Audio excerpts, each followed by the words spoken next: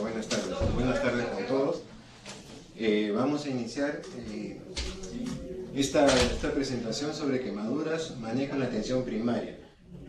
Vamos a ir desarrollándolo. Yo les agradecería si alguna parte de la exposición no les quedara clara, por favor hagan su pregunta en ese momento o si prefieren al final. Vamos a tratar esos puntos hablando de quemaduras. Se entiende por quemadura una lesión traumática producida por un agente térmico que va a afectar la piel de manera total o parcial y generalmente va a dejar alguna secuela, de la cual hablaremos luego, y en algunos casos lamentablemente también conlleva la muerte del paciente. Actualmente el tratamiento moderno de las quemaduras descansa en dos pilares importantes que son la resucitación hidroelectrolítica y el tratamiento quirúrgico temprano. Con estas dos herramientas o estos dos elementos hemos podido disminuir notablemente la mortalidad de los pacientes quemados.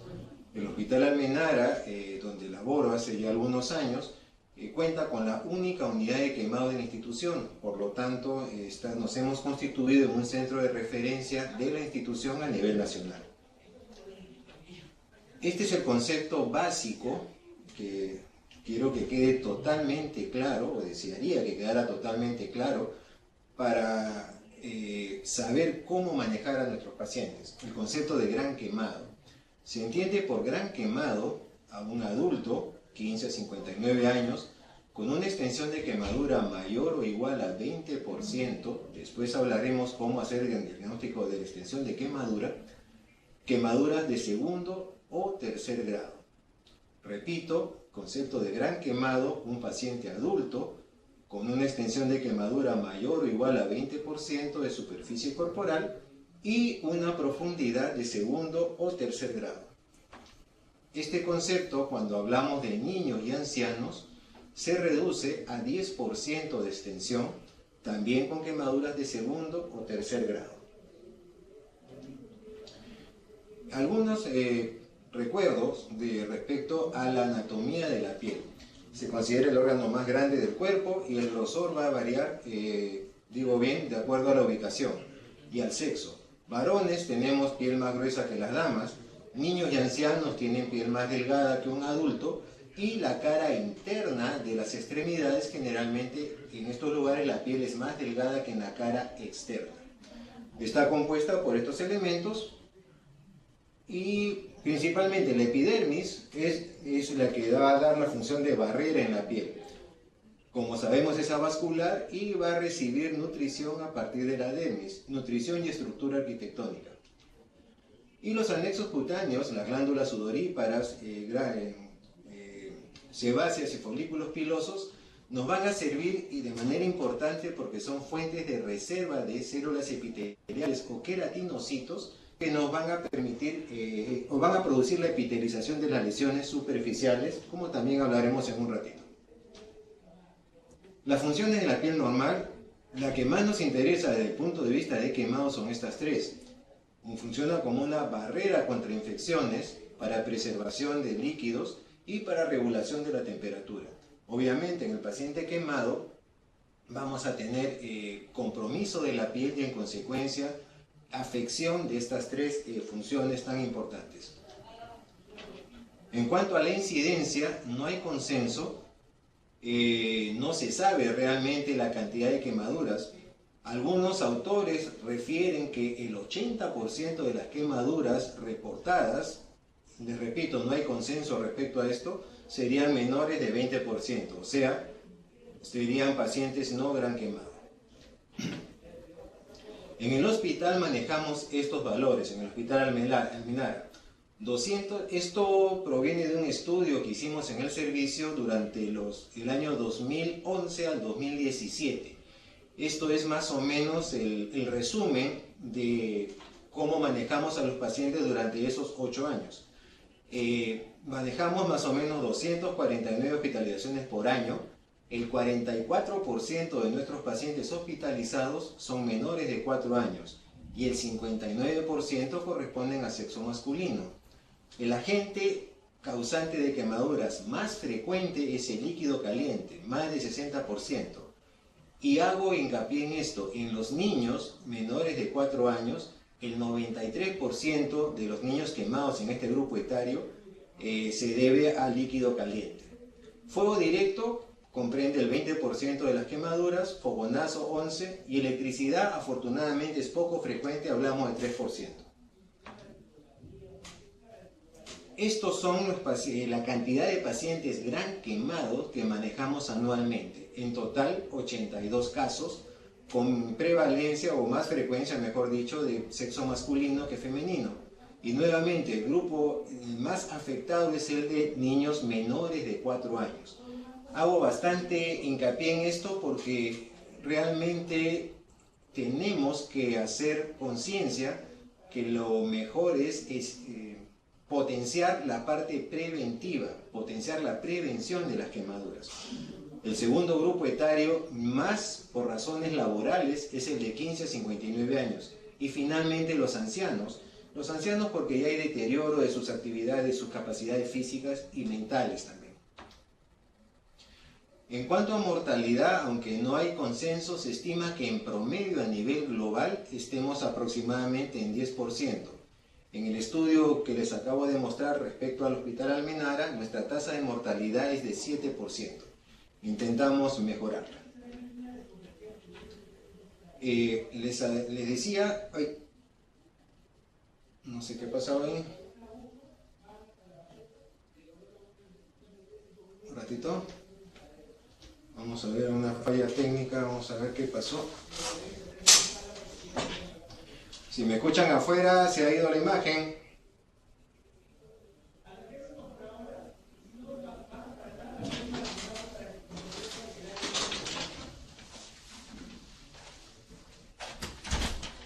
¿Sí la imagen? Ya. A ver, por favor, hay un usuario que está compartiendo el escritorio. Le voy a agradecer que no compartan información, por favor.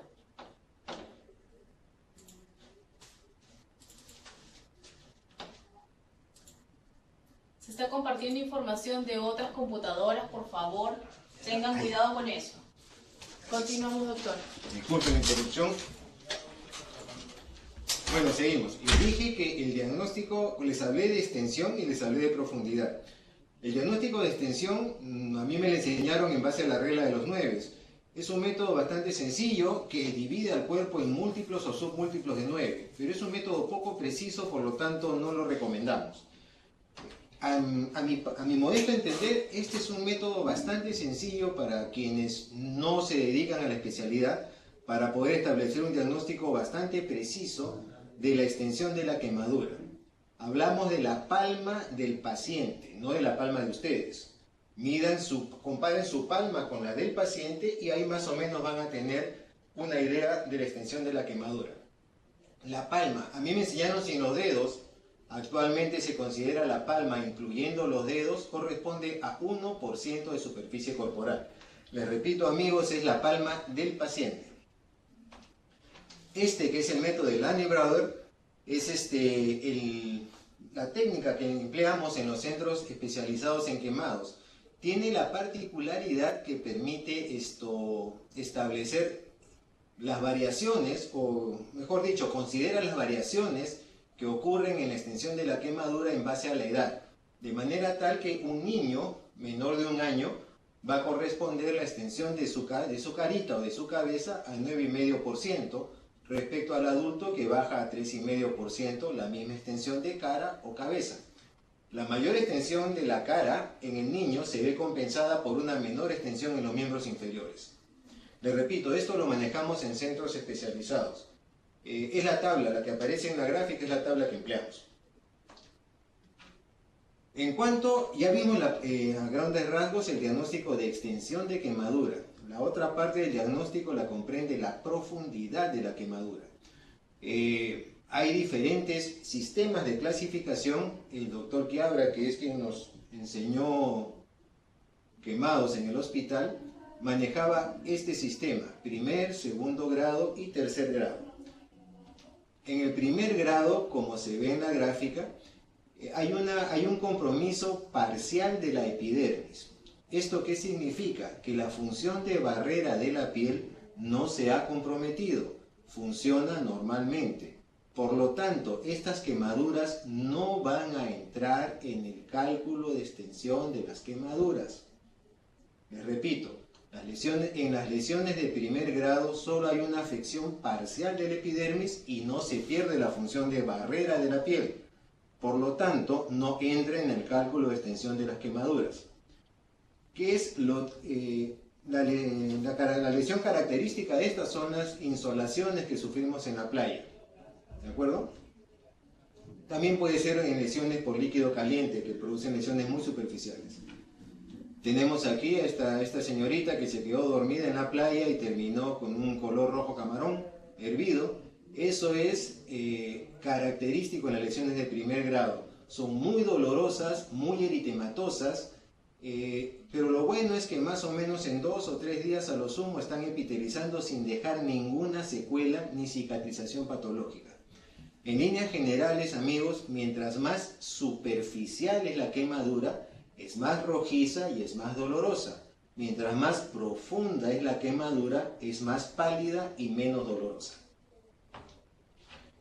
Entramos a las lesiones de segundo grado.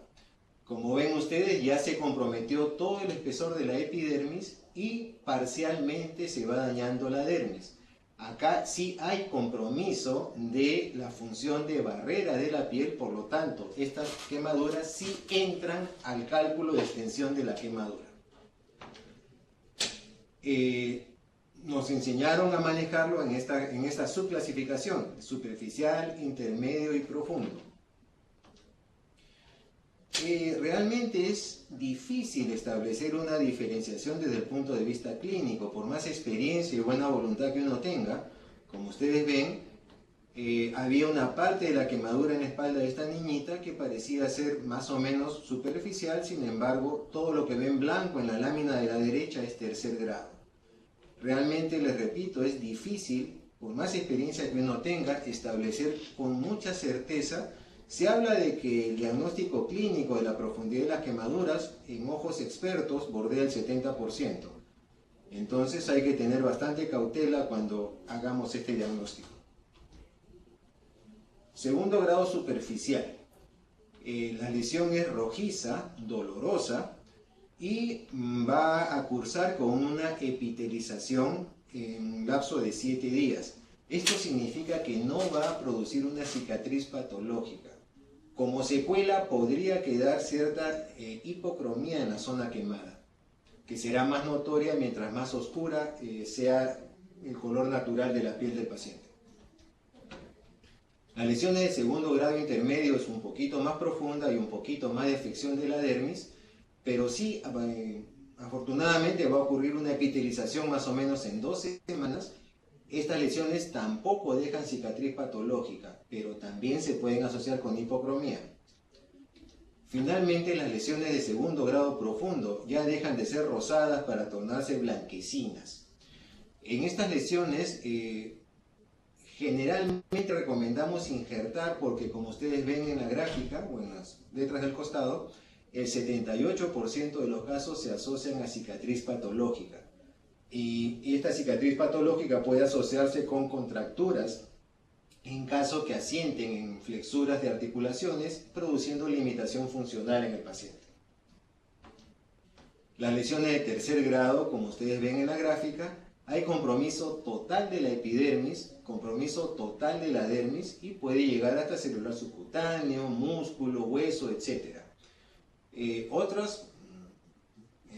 Otros centros consideran lesiones de cuarto o quinto grado. El tratamiento es el mismo, por lo tanto consideramos que con llegar hasta tercer grado es suficiente en cuestión de clasificación.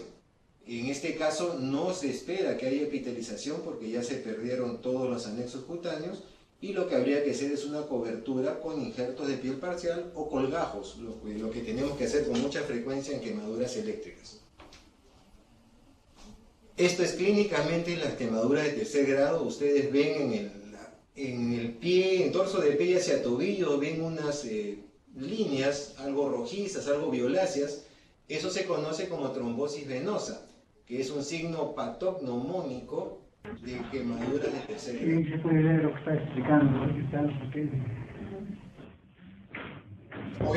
¿Una pregunta está ahí? Listo, seguimos entonces. Vamos a hablar algunas cositas respecto a la fisiopatología de quemaduras, de manera sencilla. ¿No? 34.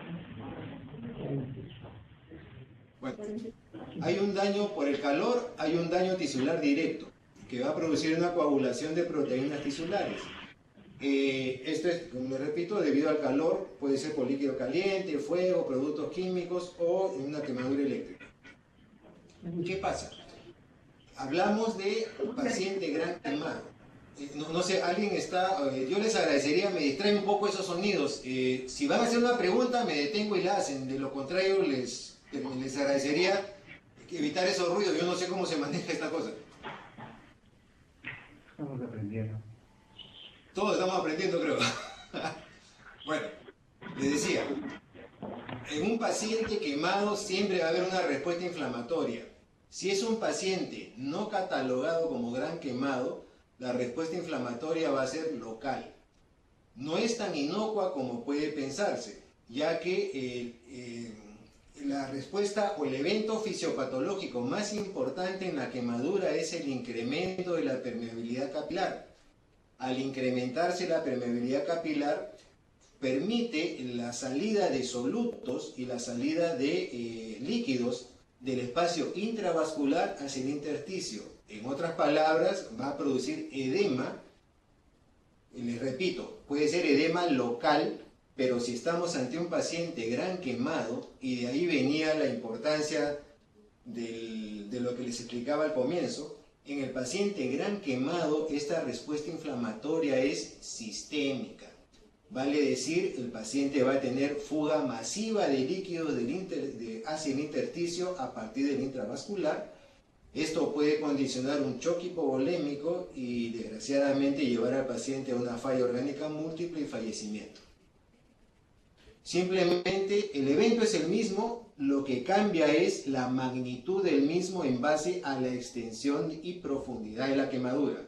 En paciente gran quemado, la respuesta inflamatoria sistémica, donde también hay incremento de permeabilidad capilar, tiene, valga la redundancia, repercusión sistémica. En un paciente no gran quemado, la repercusión es local. Esa diferencia es bien importante. En cuanto a agentes, ya hablamos algo. El primer agente en frecuencia es los líquidos calientes. A nivel global se habla de 45% de quemaduras en niños menores de 5 años. En las gráficas que les acabo de mostrar, en nuestro hospital manejamos 44% en menores de 4 años, bastante próximas. En nuestro país, como en todo país subdesarrollado o en vías de desarrollo, mejor dicho, disculpen, los accidentes por líquido caliente son domésticos y ocurren en la cocina. Van a producir lesiones de primer grado o segundo grado y afortunadamente la mortalidad es baja, pero llama la atención la enorme o la desproporcional cantidad de niños que se queman. La segunda causa, como ya mencionamos también al inicio de la charla, es el fuego y consiste o corresponde a la primera causa de hospitalización en pacientes adultos. Otra cosa importante, amigos, colegas, es lo siguiente. Cuando haya una quemadura por fuego, con combustión de materiales, maderas, mesas, pinturas, lo que fuera, en un ambiente cerrado, estamos en la obligación de considerar que el paciente pueda tener una injuria inhalatoria. Si hay tiempo, al final de la charla les hablaremos un poquito, porque esto ya es un tema técnico, pero básicamente la obligación de todo médico, no necesariamente de un especialista, es descartar que esto ocurra. Repito, quemadura por fuego en ambiente cerrado, hay que sospechar que el paciente pueda tener una injuria inhalatoria. Los tipos, las quemaduras relacionadas a fuego son de dos tipos: fogonazo, en la cual el fuego no hace contacto directo con la piel del paciente, solamente es afectado por el calor emitido por el fuego. son generalmente accidentes laborales, generalmente son quemaduras de segundo grado y las partes más afectadas son cara y dorso de manos, por el mecanismo del intento de defenderse. Fuego directo es otra cosa, ya el fuego hace contacto directo con la piel, puede haber combustión o ignición de las vestimentas y definitivamente son lesiones de tercer grado como apreciamos en la gráfica.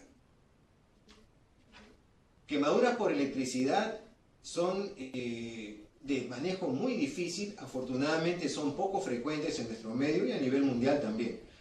La gran mayoría, casi las 3/4 partes de estas quemaduras van a corresponder a accidentes laborales en pacientes jóvenes, varones jóvenes que laboran en estas compañías eléctricas generalmente.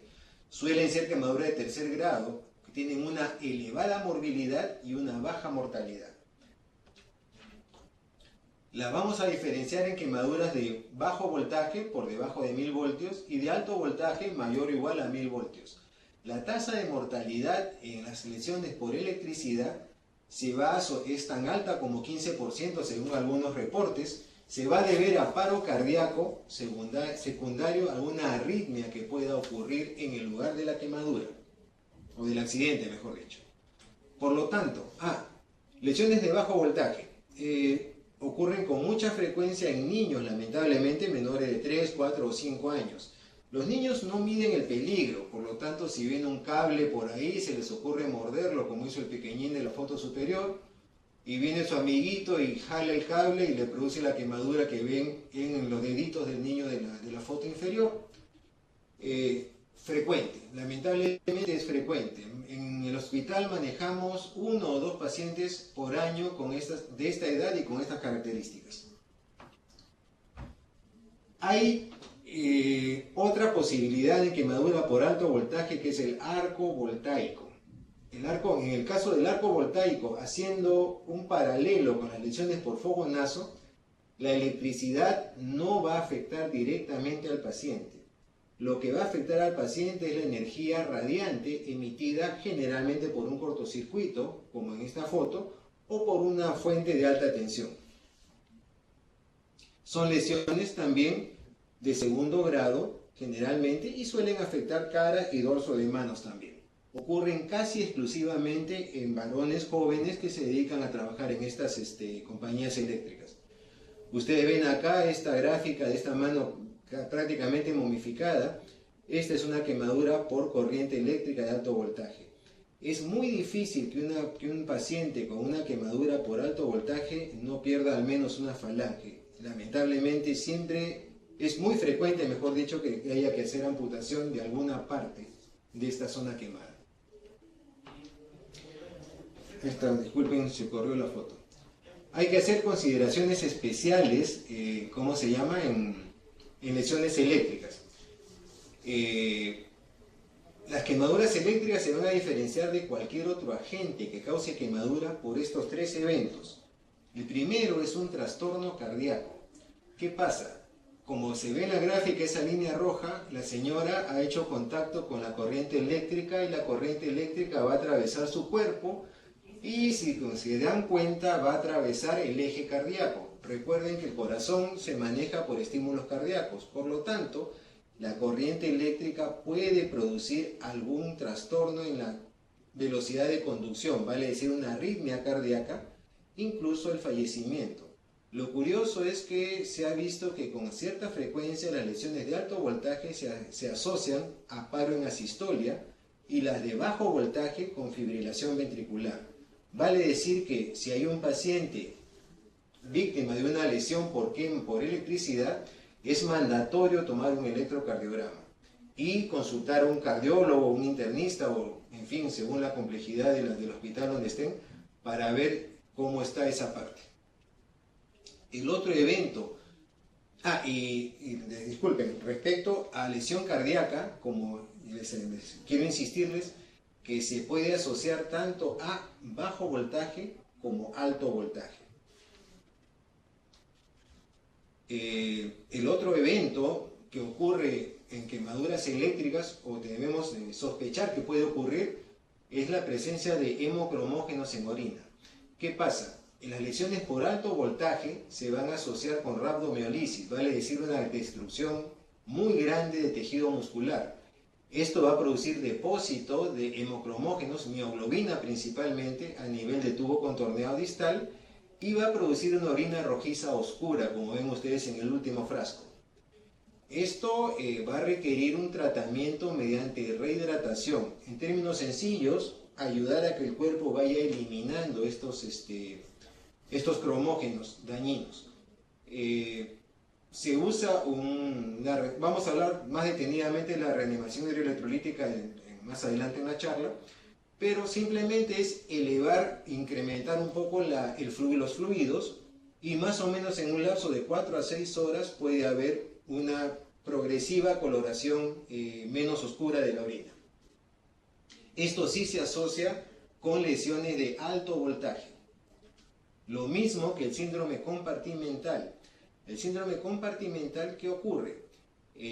Va a haber, producto de la quemadura, producto de la reanimación hidroelectrolítica, va a haber elevación o edema de los músculos que van a quedar comprimidos por un espacio, un compartimento muscular inextensible.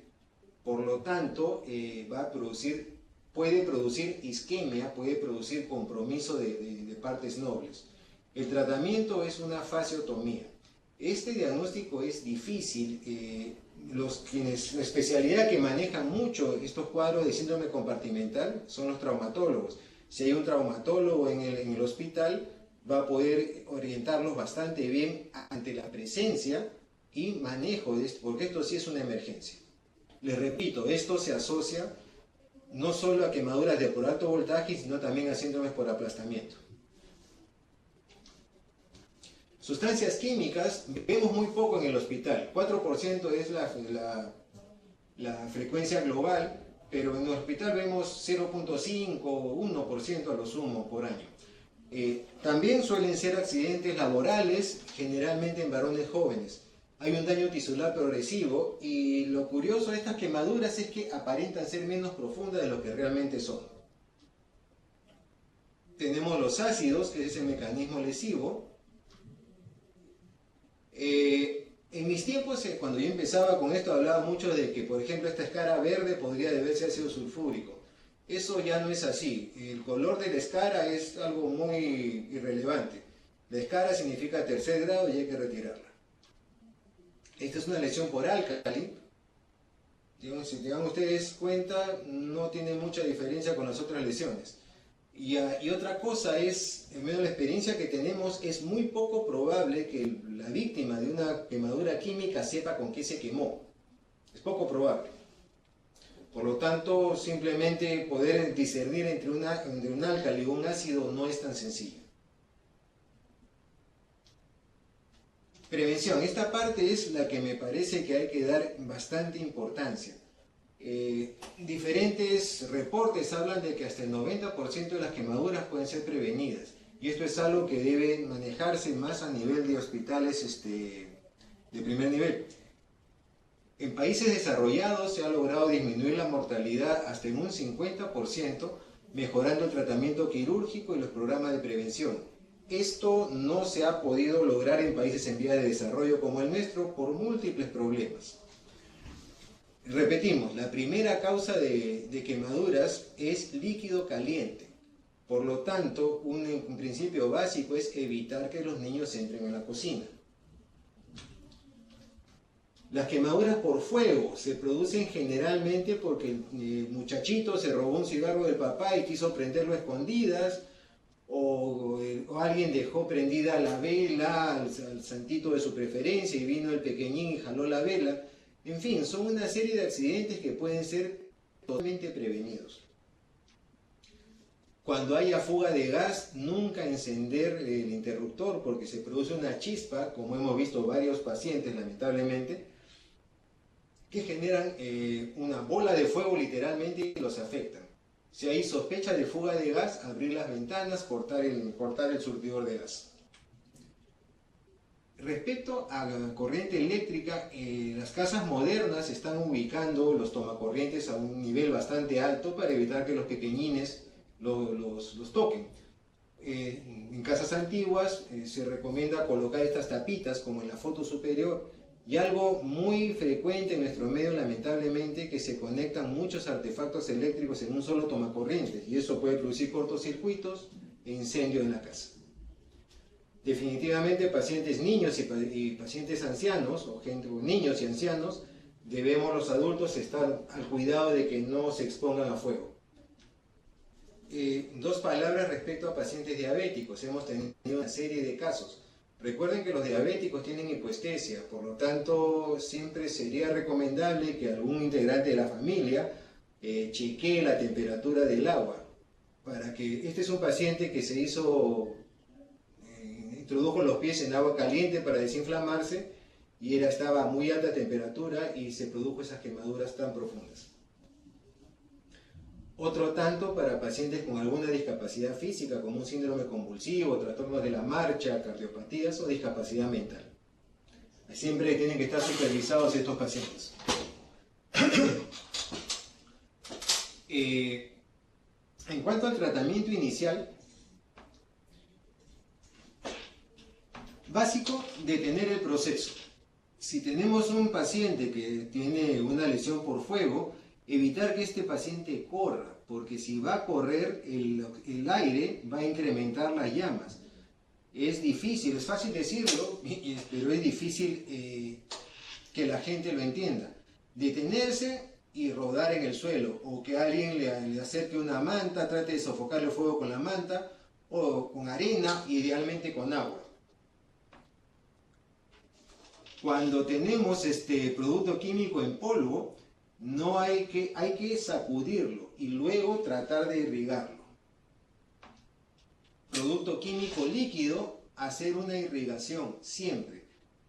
No intentemos hacer una oxidación de óxido de reducción. Por ejemplo, sé que el paciente se quemó con ácido, entonces le voy a echar un poquito de leche, porque es álcali y le voy a bajar. No hagamos esos experimentos científicos, porque recuerden que una reacción química de óxido de reducción puede producir liberación de calor y profundizar la quemadura. La indicación estricta es en lesiones por líquido, por químico en líquido, hacer irrigación. En el mejor de los casos logramos disminuir la concentración del producto químico y hacerlo menos agresivo. Esto también es importante cuando tengamos un paciente que ha sido víctima de un evento eléctrico, pues manejemos, como se ve ahí, con elementos no conductores de la electricidad. De lo contrario se pueden quedar afectados los rescatistas. Retiro de prendas de vestir, definitivamente, porque pueden retener el calor. Retiro de joyas, relojes, pulseras y todo eso, porque recuerden que en la quemadura siempre va a haber edema, y si dejamos estos elementos va a actuar como un torniquete. Enfriamiento, esto es básico. Cuando tenemos una quemadura por líquido caliente, desde ocurrida la quemadura tenemos 45 hasta 60 minutos para producir disminución de la temperatura local afectada mediante irrigación con agua de grifo. Si no hay, aunque sea con una jarrita, ir echando agua. Esto es básico, porque recordemos que a partir de 45 o 50 grados centígrados comienza a haber la afección de la piel. La idea de hacer esta irrigación es enfriar la zona quemada y llevarlo lo más rápido posible por debajo de esa temperatura para detener o limitar, mejor dicho, el daño enzimático. Pero no nos emocionemos, una cosa es el líquido, enfriarlo con agua de caño, y otra cosa es aplicar hielo. El hielo va a producir dos cosas: riesgo de hipotermia y un daño tisular por congelamiento. Está contraindicado. En cuanto al manejo inicial, como todo trauma, pues debemos manejar la vía aérea y la columna cervical. Acá hago un pequeño recordar que si el paciente tiene el antecedente de una quemadura por fuego en un ambiente cerrado, debemos descartar injuria inhalatoria y básicamente en este nivel ver o descartar que haya un edema de orofaringe. En caso de haber edema, pues habría que ver la posibilidad de una intubación. En cuanto a la respiración, tenemos cuando hay afección bajo las cuerdas vocales. ¿Y qué pasa? Recordemos nuevamente que las quemaduras de tercer grado pueden producir escaras que van a limitar la excursión del tórax y del abdomen para permitir la respiración. Vale decir que en una quemadura de tercer grado en tórax hay que ver si esta es circular o semicircular, circunferencial mejor dicho, puede estar limitando los movimientos respiratorios y obligar a hacer una escarotomía, como hablaremos en algún momento después. Y descartar injuria inhalatoria. En cuanto a la circulación, volvemos a hablar de lo mismo, ¿no? Quemaduras de tercer grado circunferenciales o casi circunferenciales pueden producir un síndrome compresivo. No es lo mismo que un síndrome compartimental. En el síndrome compresivo, ¿qué pasa? La escara, al ser inextensible, va a comprimir el celular subcutáneo que está edematizado. Por lo tanto, esto que ven en la gráfica es una escarotomía, no es una fasciotomía. La escarotomía consiste en incidir la escara, como su nombre lo indica, llegar hasta el celular subcutáneo y ustedes ven como que se libera esa presión y se evita que haya compromiso de los tejidos internos. Esto más lo vemos en el hospital, pero si se va a demorar mucho la transferencia, habría que ver si se requiere o no. Como tip les diré que si la extremidad afectada tiene un llenado capilar de menos de 3 segundos en los dedos, es poco probable que se requiera una escarotomía. ¿De acuerdo? Pero eso principalmente ya lo manejamos en el hospital. Estado neurológico puede estar afectado por la injuria inhalatoria, por algún golpe, etc. Control de exposición del ambiente. Es necesario evaluar la totalidad de la extensión del cuerpo del paciente para ver si es que hay, hacer un diagnóstico lo más preciso posible, tanto de la profundidad como la extensión de quemadura, y descartar la presencia de algún trauma asociado. Es importante en este punto ya tener claro si es un paciente gran quemado o no. Si es un paciente gran quemado, lo que tenemos que iniciar es la reanimación hidroelectrolítica mientras van haciéndose todos los trámites administrativos para poder transferirlo a mi hospital al paciente. No saben cómo van a ayudar a nosotros y sobre todo al paciente con iniciar la reanimación de una manera correcta y de una manera oportuna.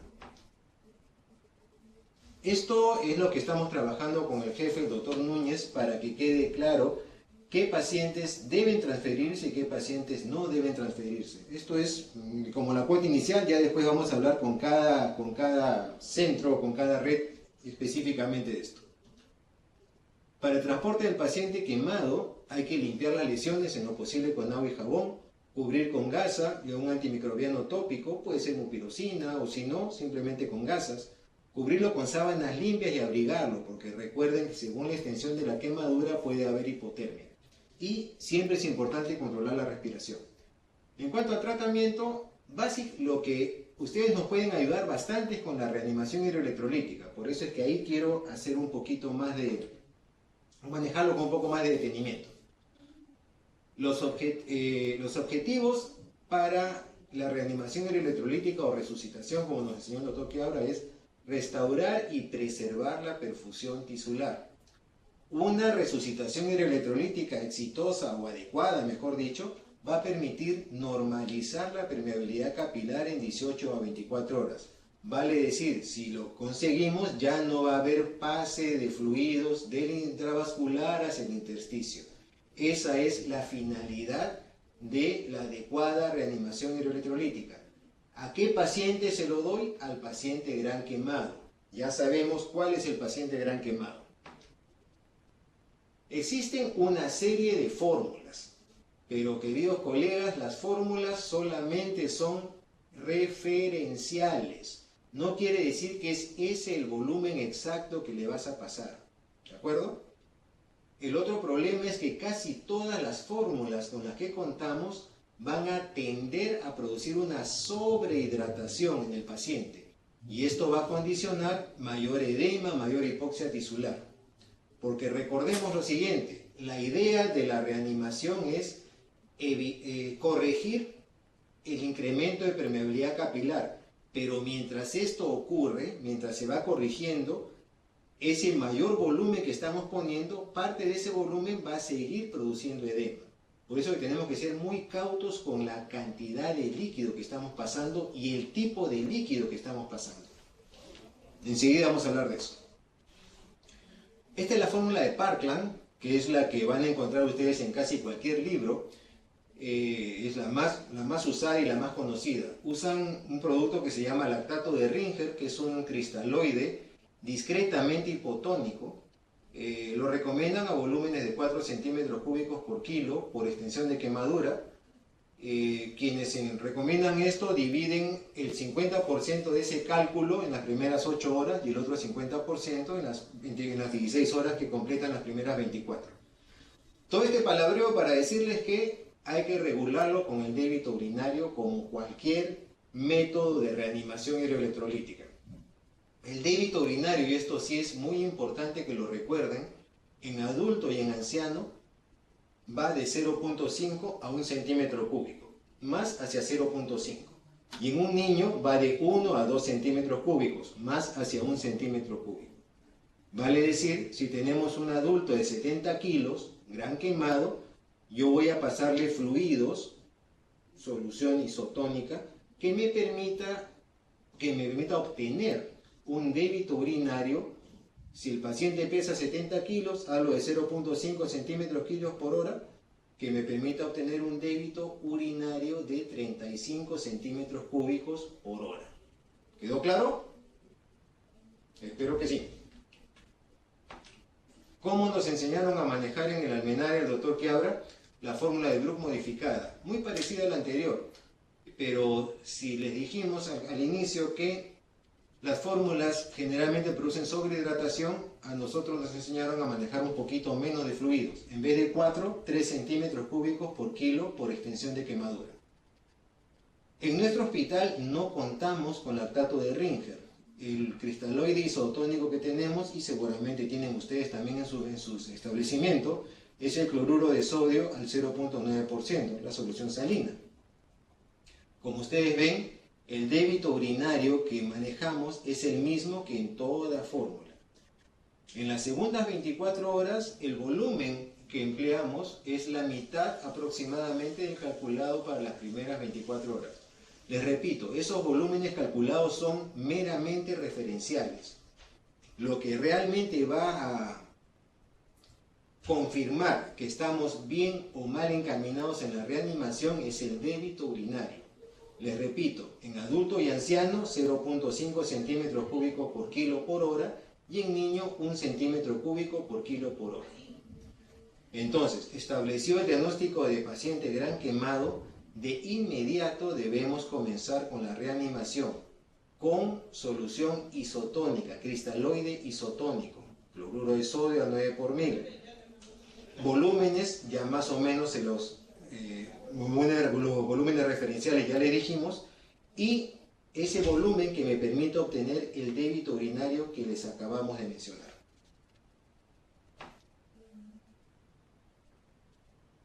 En cuanto al tratamiento tópico, esto es más ya para el hospital, pero hay veces que se tarda un poquito la transferencia.